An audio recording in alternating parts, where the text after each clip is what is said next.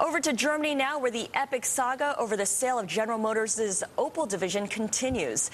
German Chancellor Angela Merkel has called for GM to decide the future of this car maker by this week. So let's cross over now to our reporter in Frankfurt, Philip Enns, for all the details. Philip?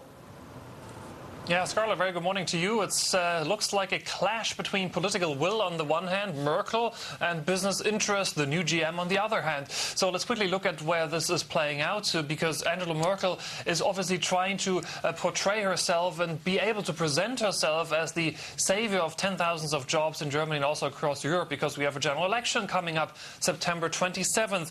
GM, on the other hand, the new GM, advisors are recommending now the board to consider spurning a German-backed sale of Opel to retain a bigger presence in Europe and Russia, Bloomberg has learned overnight. So two very different approaches that we see here. Angela Merkel was interviewed yesterday evening by the public broadcaster ZDF, and she really looked annoyed when talking about the delay, and she stressed that a decision is, quote, urgently necessary, and she also went on to say that every day counts now for workers and for the economic situation at Opel, but every day counts now for Merkel as well, obviously, in this situation, but also for RHJ, which is, according to GM, presenting a simpler offer and is actually preferred by GM. So we have really probably a very problematic situation that we see here. Looking forward, the newspaper Die Welt is saying that this could actually present, Scarlett, a huge test now for Obama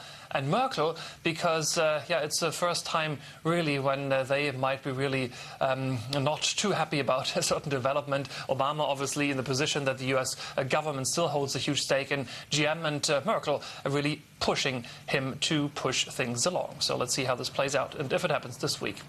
Thanks very much, Philip. And in Frankfurt.